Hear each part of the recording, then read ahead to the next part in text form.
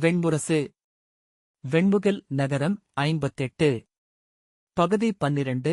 நச்சுமலர்கள் 3. வாசிப்பது சந்தீப். காந்தாரி தன் வெண்பட்டு இறகு மஞ்சத்தில் எழுந்து அமர்ந்திருக்க அவள் காலடியில் சத்யசேனை அமர்ந்திருந்தாள். சத்யவிரதையும் சுதேஷ்ணையும் சம்ஹிதையும் அருகே தாழ்வான பீடங்களில் அமர்ந்திருக்க தேஸ்ரவையும் சுஸ்ரவையும் நிகுதியும் சுபையும் தசாரணையும் சுவர் சாய்ந்து நின்றனர். காலடிகளைக் கேட்டதும் காந்தாரி முகம் தூக்கினாள். சத்யசேனை யாதவரும் மருகரும் என அறிவித்தாள். துச்சளை, அன்னையே, யாதவரிடம் தாங்கள் நோயுற்றிருப்பதை சொல்லிவிட்டேன் என்றாள். நோயென ஏதுமில்லை, உள்ளம் தளர்ந்தது, உடலுக்கு வந்தது என்ற காந்தாரி அமர்க யாதவரே என்றாள். இருவன்பட்டுப் பீடங்கள் இருந்தன. கிருஷ்ணன் சென்று காந்தாரியின் அருகே சேக்கையில் அமர சாத்தியகி திகைத்து முகங்களை நோக்கினான். ஆனால் காந்தாரியின் முகம் மலர்ந்துவிட்டது. அவள் தன் வெண்ணிறமான பெரிய கைகளை நீட்டி அவன் கைகளைப் பற்றி பொத்தி எடுத்து நெஞ்சோடு சேர்த்து, பாரத வருஷத்தில் உன்னை நெஞ்சோடு சேர்த்து முலையூட்ட முடியாது போயிற்றே என ஏங்கும் அன்னையர் பலர். நானும் அதில் ஒருத்தி யாதவனே என்றாள். கிருஷ்ணன் சிரித்து, இங்கே பல கோடி பிறவிகள் எடுத்து அத்தனை அன்னையர் கைகளிலும் தவழ எண்ணியிருக்கிறேன் என்றான். மூடா என்று சிரித்து அவள் அவன் தலையை வருடினாள். நீ சென்ற முறை வந்து உடனே திரும்பிவிட்டாய் என்று சொன்னார்கள். என்னை சந்திக்க அழைத்து வந்திருக்கலாமே என விதுரரிடம் சொன்னேன். அதன் பின் ஒவ்வொரு நாளும் உன்னை பற்றிய கதைகளை கேட்டுக் கொண்டிருந்தேன். ஆண்டுகள் செல்லச் செல்ல நீ வளர்ந்து விடுவாயே என ஏங்கினேன் என்றாள் காந்தாரி. இல்லை அன்னையே, வளரவே இல்லை என்றான் கிருஷ்ணன். ஆம், அப்படித்தான் சொன்னார்கள். உனக்கு முதிர்ச்சியே வரவில்லை. வழியெங்கும் பெண்களைப் பார்த்தால் வாய் நிறையும் பற்களுடன் நின்றுவிடுகிறாய் என்று. அவள் சிரிக்க முகம் சிவந்து குருதி நிறம் கொண்டது. பதறிய குரலில் கிருஷ்ணன், ஐயோ, அதெல்லாம் அவதூறு. நான் பெண்களின் நகைகளை மட்டுமே பார்க்கிறேன் என்றான். எதற்கு என்றாள் காந்தாரி சிரித்தபடி. துவாரகையில் எந்த நகையை விற்க முடியும் என்றுதான். சரிதான், பொய்ச் சொல்வதிலும் இன்னும் முதிரவில்லை என்று சத்யசேனை சிரித்துக் கொண்டே சொன்னாள். 10 அன்னையரும் காந்தாரியின் அதே முகத்தை அடைந்து சிவந்து சிரித்துக் கொண்டிருப்பதை சாத்யகி கண்டான். துச்சளை, அவருக்கு பெண்களிடம் அணியுரை சொல்ல நன்றாகவே தெரிந்திருக்கிறது அன்னையே என்றாள். ஆம், அதையும் அறிவேன். நீ சொன்ன அத்தனை அணிச்சொற்களும் இங்கு அனைவருக்கும் தெரியும். அதைக் கேட்ட பெண்கள் எங்கும் அவர்களே அதை பரப்பிவிடுகிறார்கள் என்றாள் காந்தாரி. நேற்று அவையில் நான் உன்னையன்றி எவர் பேசியதையும் கவனிக்கவில்லை. நீ மெல்ல மெல்ல உன் வளைத்தடியால் தட்டி மந்தையை குவித்து கொண்டு சென்று சேர்ப்பதை உணர்ந்தேன். கிருஷ்ணன், என்ன சொல்கிறீர்கள் அன்னையே? நான் என்ன கண்டேன் என்றான். நீ கன்றோட்டத் தெரிந்த யாதவன். நான் அதை மட்டும்தானே சொன்னேன் என்றாள் காந்தாரி. நடந்தது உங்களுக்கு நிறைவளித்ததா அன்னையே? வேறு வழியில்லை. அனைவரும் விரும்பும் தீர்வென்பது பங்கிடுவது மட்டுமே என்று கிருஷ்ணன் சொன்னான். காந்தாரி, ஆம், வேறு வழியில்லை என நானும் உணர்ந்தேன். என் மைந்தன் அரியணை இன்றி அமையமாட்டான். அவனுள் ஓடும் காந்தாரத்தின் குருதி அத்தகையது. அதற்கென்றே என் இளையோன் இங்கு அமர்ந்திருக்கிறான். அஸ்தனபுரியை அவன் அடைந்தது நன்று என்றாள். பாண்டவர்களுக்கு நிகர்பங்கு கிடைப்பதும் நன்றே. என் மைந்தன் பழிசூழாமல் நாடாள முடியும். தமையனும் இளையோனும் இணைந்தால் பாரத வருஷத்தையே வென்று இரு பேரரசுகளை இருவருமே ஆள முடியும். அந்த எண்ணம் இருவரிலும் திகழ மூதாதையர் அருள வேண்டும். நன்று சூழ்க என்று கிருஷ்ணன் சொன்னான். ஆனால் பாஞ்சாலன் மகள் வந்து அஸ்தினபுரியின் அரியணையில் அமர்வாளென்பது எனக்கு அச்சமூட்டுகிறது கண்ணா. அவள் கையிலிருந்து என் மைந்தன் அரியணையை அறக்கொடை என பெற வேண்டும். அது அவன் நெஞ்சில் வேல் பாய்வது போன்றது. கிருஷ்ணன் ஒன்றும் சொல்லாமல் நோக்கியிருந்தான். அவள் எப்படி அதை கொடுத்தாலும் அவனால் அந்த புண்ணை ஆற்றிக்கொள்ள முடியாது. அத்துடன் அவளும் அப்படி கனிந்து கொடுப்பவள் அல்ல என்றாள் காந்தாரி. அதற்கு என்ன செய்ய வேண்டுமென எனக்குத் தெரியவில்லை. ஆனால் என் நெஞ்சு விம்மிக் கொண்டே இருக்கிறது. நீங்கள் துரியோதனரை நேற்று கவனித்தீர்கள் அல்லவா என்றான் கிருஷ்ணன். ஆம், நேற்று அவை முடிந்ததும் அவன் இடைநாழியில் என்னை கண்டான். அப்போது அவன் குரலில் மகிழ்வு தெரிந்தது. அன்னையே, முடிசூட எந்தையின் ஆணை வந்துவிட்டது. அது போதும். முடியை பெருக்கி வயத்தலைமை கொள்வது இனி என் திறன். காணட்டும் புவி என்றான். ஆனால் அங்கிருந்து சகுனியை பார்க்கச் சென்றுவிட்டு மீண்டும் இரவில் என்னைக் காண வந்தபோது அவன் குரல் மாறியிருந்தது. சகுனியின் அரண்மனையில் அங்கநாட்டரசனும் இருந்திருக்கிறான். நான் மீண்டும் மீண்டும் அவனிடம் கேட்டேன், என்ன நிகழ்ந்தது என்று. அவன் சொல்லவில்லை. மணிமுடியே தமையனின் அறக்கொடையாகப் பெற கூசுகிறாயா என்றே கேட்டேன். ஆம், அது கூச்சமளிப்பதே, ஆனால் என் வெற்றியாலும் கொடையாலும் அதை வென்று செல்ல என்னால் முடியும் என்றான். பின் என்ன என்றேன். மீண்டும் மீண்டும் ஏதோ சொல்ல வந்தான். பின்னர் எழுந்து வெளியேறினான். அவன் சென்ற பின்னரே அவன் சொல்ல வந்ததென்ன என்று உணர்ந்தேன். அவளை அவனால் ஒரு கணமும் நெஞ்சிலிருந்து நீக்க முடியாது கண்ணா. அவள் அவனுள் சென்றுவிட்ட நஞ்சு. அவர் காதல் கொண்டார் என நினைக்கிறீர்களா என்று கிருஷ்ணன் கேட்டான். அது காதலல்ல. ஆம், அதை அன்னை என நான் அறிவேன். காதலுக்கு அப்பால் ஒன்றுள்ளது. அது என்று குழம்பிய காந்தாரி தன் மேலாடையை இழுத்து தோளிலிடும் அசைவின் வழியாக உறைந்து நின்ற சொற்களை மீட்டுக்கொண்டு அதை வழிபாடு என்பதே பொருத்தம் என்றாள். கிருஷ்ணன் அவளை நோக்கியபடி விழி அசையாமல் அமர்ந்திருந்தான். கண்ணா, மிக மிக அரியதோர் உணர்வு இது. பெண்ணை தாய்மை வழியாகவோ காமம் வழியாகவோதான் ஆண்கள் அணுகுகிறார்கள், அறிகிறார்கள்.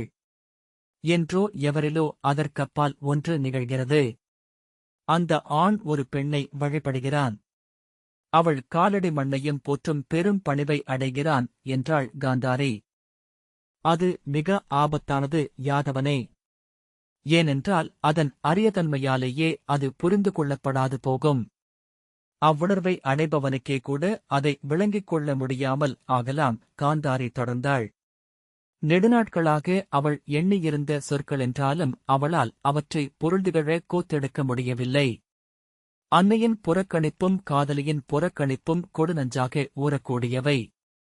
அதற்கும் அப்பாலுள்ள இப்பெரும்புறக்கணிப்போ ஆலகாலம், மேலும் சொல்ல விழைந்து சொற்களுக்காக தவித்து அங்கன் அகம் கொண்ட புண் ஆறிவிடும் என்றாள். அன்னையே, நானும் அதை அறிவேன். தாய்மைக்குள்ளும் காமம் உள்ளது என்பர் முனிவர். சற்றும் காமம் இன்றி பெண்ணை கண்டு கொண்டவன் அடைவது பெருங்காட்சி ஒன்றை. அவன் மீள முடியாது. காந்தாரி அவன் சொற்களால் அதைக் கேட்டதும் அதிர்ச்சி கொண்டு முன்னால் நகர்ந்து அவன் கைகளை தன் கைகளால் பற்றி மீண்டும் நெஞ்சோடு சேர்த்துக் கொண்டாள். ஆம், அதையே நானும் எண்ணினேன் என்றாள். எளிய பலவற்றை நீங்கள் அறிந்ததில்லை அன்னையே. கூர்மதியாளர் கூட அறியாத இதை மட்டும் அறிந்துவிட்டீர்கள். அது ஏன் என்றும் தெரிகிறது. காந்தாரியின் கை தளர கிருஷ்ணனின் கை மெத்தை மேல் விழுந்தது. உங்கள் மேல் இதே வழிபாட்டுணர்வு கொண்ட ஒருவரை நீங்கள் அறிவீர்கள். உங்கள் இளவல் சகுனி என்றான் கிருஷ்ணன். அதிர்ந்து உடலில் மெல்லிய விரைப்பு எழ இல்லை என்பது போல தலையாட்டிய காந்தாரி ஆம் என்றாள். என்னால் ஒருபோதும் புரிந்து கொள்ள முடியாத ஒன்று அது. நான் எளிய பெண். இளமையில் என் பாலை நகரின் ஆற்றல் மிக்க பெண்களில் முதன்மையானவளாக இருந்தேன். ஆனால் இளையோனின் விழிகளில் நான் காணும் என் வடிவம் என்னை அச்சுறுத்துகிறது. உங்களை இவ்விழியிழந்த அரக்கன் தடையுடைத்து வந்து கைப்பற்றிக் கொணர்ந்தபோது மகிழ்ந்தீர்கள். நீங்கள் விழைந்தது சகுனியிடமிருந்து விடுதலையை மட்டுமே. இதோ விழிகளைக் கட்டி அமர்ந்திருப்பது கூட அதன் பொருட்டே. சித்தத்தால் மட்டுமல்ல, விழிகளாலேயே உங்கள் முழு அர்ப்பணிப்பும் திருதராஷ்டிரருக்கு உரியது என்று காட்டுகிறீர்கள். உங்களை செதுக்கி ஆலய முகப்பில் நிறுத்தப்பட்ட சிலை என ஐயத்திக்கிடமின்றி ஒன்றை மட்டுமே சொல்லும் தோற்றமாக ஆக்கிக் கொண்டீர்கள். காந்தாரி தலைகுனிந்து கைகளைக் கோத்து அமர்ந்திருந்தாள். பின் பெருமூச்சுடன் நானறியேன். நான் எதையும் எண்ணிச் செய்யவில்லை என்றாள். அதன்பின் உங்கள் மைந்தன் பிறந்தான். அவனை நோக்கி உங்கள் விழியின்மையின் பெருக்கை திசை திருப்பியதும் அதனாலேயே. ஆனால் மெல்ல அறிந்தீர்கள், ஒருபோதும் நீங்கள் மீளப் போவதில்லை என. காந்தாரி மெல்ல ஆம் யாதவனே. நேற்று என் மைந்தன் சகுனியைக் கண்டு மீண்டதும் அதையே எண்ணினேன் என்றாள்.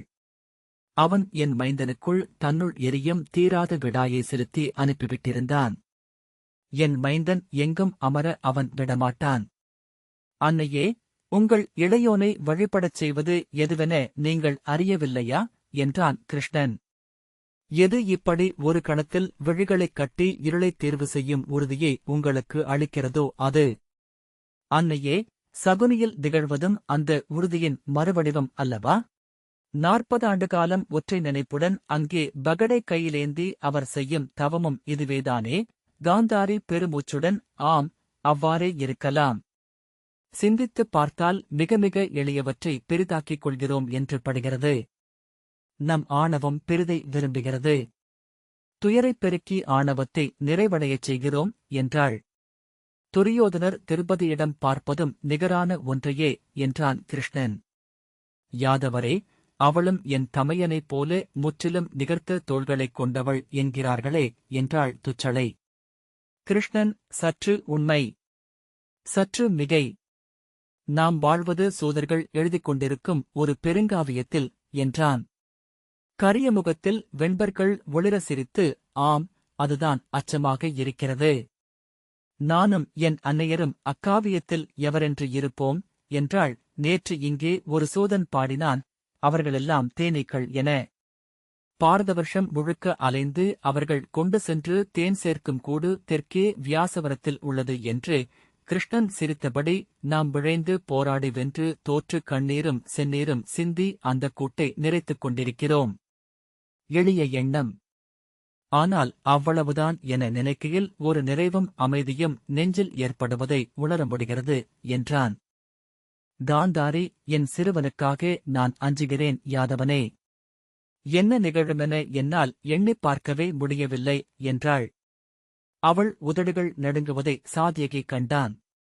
என்ன செய்யக்கூடுமென நீ எண்ணுகிறாய்? கிருஷ்ணன், அன்னையே, மிக எளிய விடை. வழிபடுவதன் முன் முழுமையாகப் பணிவதை அல்லவா மூதாதையர் காட்டியிருக்கிறார்கள் என்றான். காந்தாரி, அது நிகழப்போவதில்லை. என் மைந்தனின் அகம் நிகரற்ற ஆணவத்தால் ஆனது. அதை இழப்பதென்பது அவன் தன் குருதியை இழப்பது போல. அவன் எஞ்சமாட்டான் என்றாள். கற்பூரம் காற்றை அஞ்சுவது போல என்று வேத முடிவில் ஒரு ஒப்புமை உண்டு என்றான் கிருஷ்ணன். ஆகஸ்டு, இது நாம் கையாளும் களமே அல்ல, இப்புவியில் என்றும் நிகழ்ந்து கொண்டிருக்கும் பெருநாடகத்தின் ஒரு பகுதி. அதை அவ்வாறே விட்டுவிடுவோம். காந்தாரி சற்றே சினத்துடன், அதை நீ எளிதில் சொல்லிவிடலாம். நான் அன்னை. ஒருபோதும் என்னால் விலகி இருக்க முடியாது என்றாள். ஆம், நாங்கள் எங்கள் மைந்தர்களை விட்டு விலக முடியாது என்றாள் சத்யசேனை. சிரித்துக் கொண்டு, அதுவும் இந்த பெருநாடகத்தின் பகுதியே என்றான் கிருஷ்ணன். நாம் செய்வதற்கென்ன உள்ளது என்று தெரியவில்லை அரசி. நேற்று அரசர் சில ஆணைகளை இட்டார். அது சிறந்த வழியென எனக்கும் பட்டது. அப்பால் என்ன என்று அறியேன். காந்தாரி திருப்பதி நகர் நுழைவதையும் முடிசூடுவதையும் பெருநிகழ்வென கொண்டாடலாகாது. அயல் நாட்டரசர்களும் தூதர்களும் அந்நிகழ்வுக்கு வரவேண்டியதில்லை. குலத்தலைவர் குடிமூத்தார் முன்னிலையில் மிக எளியதோர் அடையாள நிகழ்வாக அது நடந்தால் போதும் என்றாள். ஆம், அது சிறந்ததே என்றான் கிருஷ்ணன். காந்தாரி, ஆனால் இதை நான் சொல்ல முடியாது. நான் சொன்னால் என் அரசர் தன் இளையோன் மைந்தருக்குச் செய்யும் இழிவென அதை எண்ணி சினந்தெழுவார். மும்மடங்கு ஒருக்கங்களை செய்யவே முயல்வார் என்றாள். கிருஷ்ணன், நான் அவரிடம் சொல்கிறேன் அரசி என்றான். அதுவும் பிழையாகலாம். அதை தருமன் தன் கோரிக்கையாக முன்வைக்க வேண்டும். அதை மறுக்க முடியாத நிலை என் அரசருக்கு வரவேண்டும். தருமனின் ஆணை என்றால் குந்தியும் பாஞ்சால மகளும் ஒன்றும் சொல்ல முடியாது என்றாள் காந்தாரி. அதை நீயே தருமனிடம் சொல்லி ஏற்க வைக்க வேண்டும். தங்கள் ஆணையை செய்கிறேன் அரசி என்றான் கிருஷ்ணன். அவள் மிகுந்து எழுவாளென்றால் அதை தன் செயல்களால் தருமன் முழுமையாக ஈடுகட்ட வேண்டும் என அவனிடம் சொல். ஓடு நீக்கப்பட்ட ஆமை போன்றவன் ஆணவம் கொண்டவன் என்றொரு காந்தாரத்து முதுமொழி உண்டு.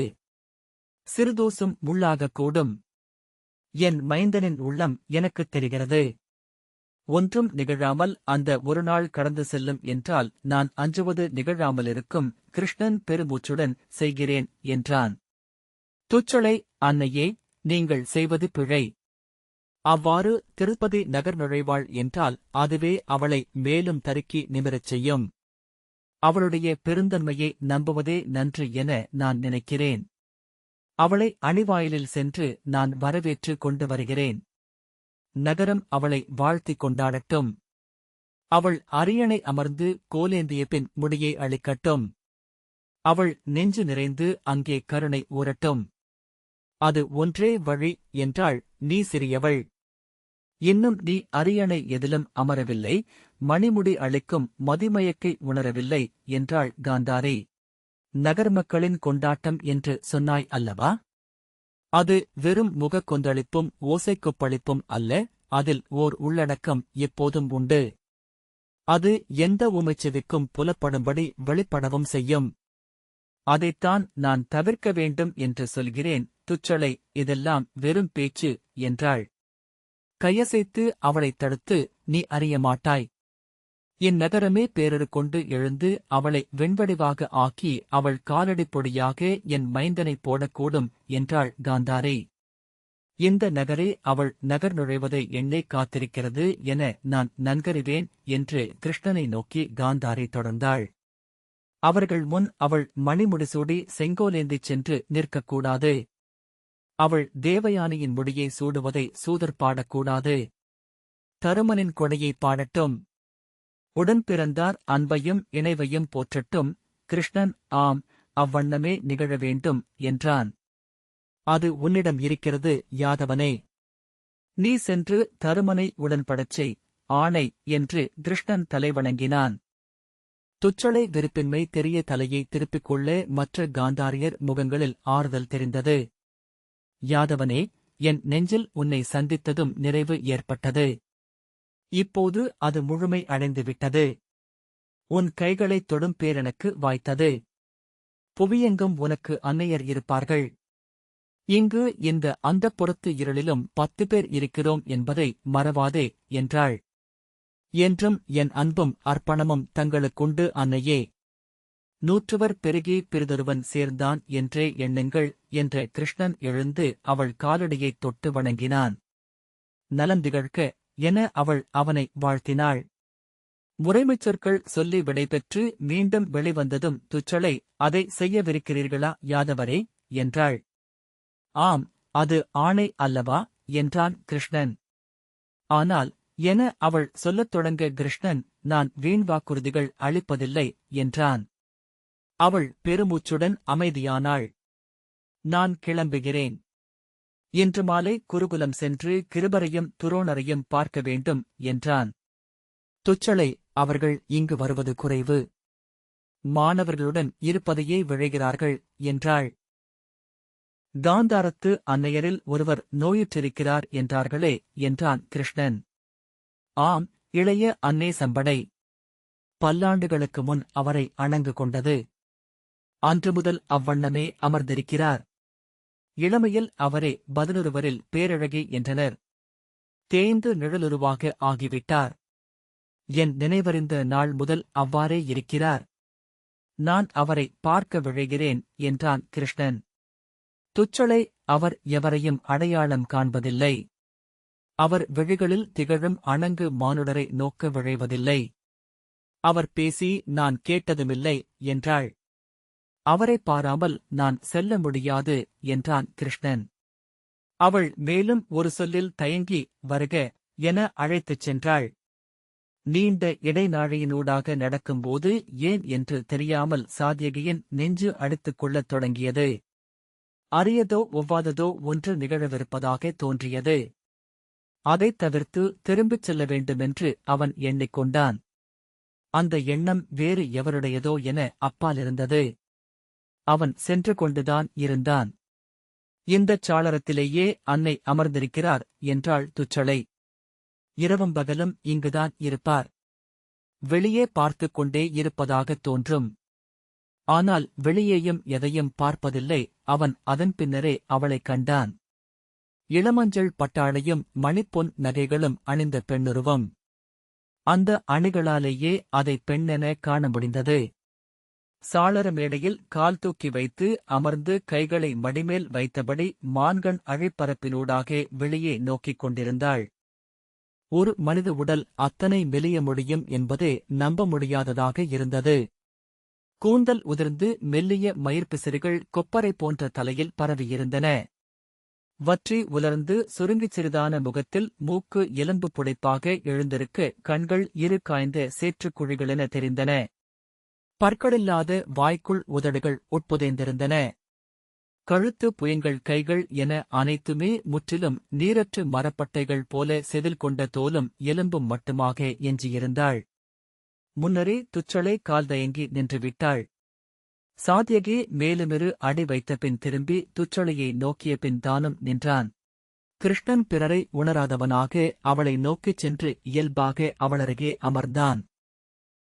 அவன் வந்தமர்ந்ததையே அறியவில்லை. அவன் அவள் கைகளை தன் கைகளில் எடுத்துக்கொண்டு ஏதோ சொன்னான். அவள் அவனை வெறுமனே நோக்கிக் கொண்டிருந்தாள். அவன் மெல்லிய குரலில் புன்னகையுடன் பேசிக்கொண்டே அவளுடைய இன்னொரு கையையும் எடுத்து தன் கைகளால் பற்றிக் கொண்டான். அவளிடம் எந்த மாறுதலும் நிகழவில்லை. சாத்யகி பெருமூச்சு விட்டான். எதுவும் நிகழாதென்றுதான் உண்மையில் நினைத்தோம் என்றும் நிகழ வேண்டுமென்பது வெறும் விழைவே என்றும் தோன்றியது. கிருஷ்ணன் அவளருகே அமர்ந்து மென்சிரிப்புடன் பேசிக்கொண்டே இருந்தான். சாத்யகி கால் தளர்ந்து எங்காவது அமர விழைந்தான். துச்சளை அவனிடம் அவருக்குள் வாழும் அணங்குக்கு மானுடரை நோக்கும் ஆணை இல்லை என்றாள். அவளும் எதையேனும் பேச விழைந்தாள் என அவன் உணர்ந்தான். ஏதோ நிகழுமென அவள் எதிர்பார்த்திருக்கலாம். சாத்யகி பொறுமை இழந்தான். எதையும் கேளாதவளிடம் என்னதான் சொல்லிக் கொண்டிருக்கிறான்? அதுவும் இத்தனை நேரம்?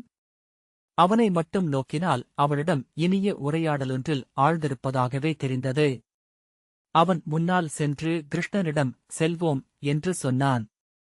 பின்னர் அவன் அதை செய்யவில்லை என உணர்ந்தான். அவள் விழிகளில் அசைவு கூட இல்லை. பிணத்தின் நிலைவிழிகள் அல்லது ஆழத்தை அறிந்து மீனின் விழிகள். மேலும் ஏதோ சொல்லி சிரித்து அவள் கால்களைத் தொட்டு தலையில் சூடி வணங்கிய பின் கிருஷ்ணன் எழுந்து கொண்டான். துச்சடையின் உடல் இயல்பாவது நகைகளின் ஒலியாக வெளிப்பட்டது. கிருஷ்ணன் அருகே வந்து செல்வோம் என்றான். நாம் நாளை மறுநாள் பீஷ்மபிதாமகரை பார்க்க வேண்டும். அதன்பின் மீண்டும் பாஞ்சாலம் 6ஆம் நிலாவன்று திரும்பி வருவதாக பார்த்தனிடம் சொல்லியிருக்கிறேன் என்றான். துச்சளை பெருமூச்சுடன் தங்கள் வருகையால் நிறைவுற்றோம் யாதவரே என்றாள். ஆம், இம்முறை பல இனிய சந்திப்புகள் என்று அவன் சொன்னான். தேர்முற்றத்திற்கு வந்ததும் கிருஷ்ணன், இளையோனே, அந்த வணிகரிடம் இன்னொரு முறை பேசும். அவரது உறவினர்களையும் நான் அழைத்ததாக சொல்லும். சுங்கக் கணக்குகளை அவரிடம் நானே சொல்லியிருக்கிறேன். பிறிதொரு முறை நம் அமைச்சர்களும் பேசுவார்கள் என்று தெரிவித்துவிடும் என்றபடி தேரில் ஏறிக்கொண்டான். சாத்யகி அவரருகே அமர்ந்தான். கிருஷ்ணன், யானைச்சாலை வழியாக செல்க கூர்மரே. நான் யானைகளை காண விழைகிறேன் என்றான். இந்த வாசிப்பை கேட்டதற்கு நன்றி.